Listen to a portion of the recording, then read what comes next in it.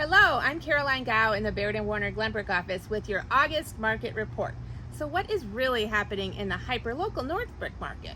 Well, to take a look at this, we need to compare what has happened in the early part of 2022, the national headlines. The coast saw a dramatic increase in appreciation, and that just wasn't sustainable. So the latter part of 2022, the appreciation, it started to decline. And experts were also predicting a price decrease, and that did not happen. So the 1 in 4 buyers think that there's going to be a decline, and that's caused some panic in the market. And that didn't happen in Northbrook. In fact, our prices are up 9% over this time last year. The other thing that can be confusing is seasonality.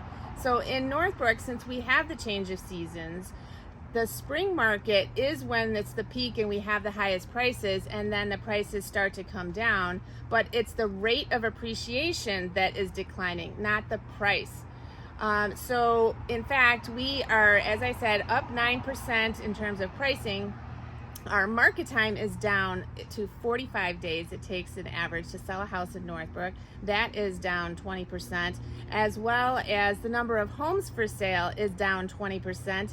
And so the market is still strong. It's a seller's market. If you've any thoughts of selling or know somebody who has, let's connect, because it's not too late. The market is still strong, and we would love to help you get your house ready and staged, handle some deferred maintenance, and make the process easier for you. Let's connect.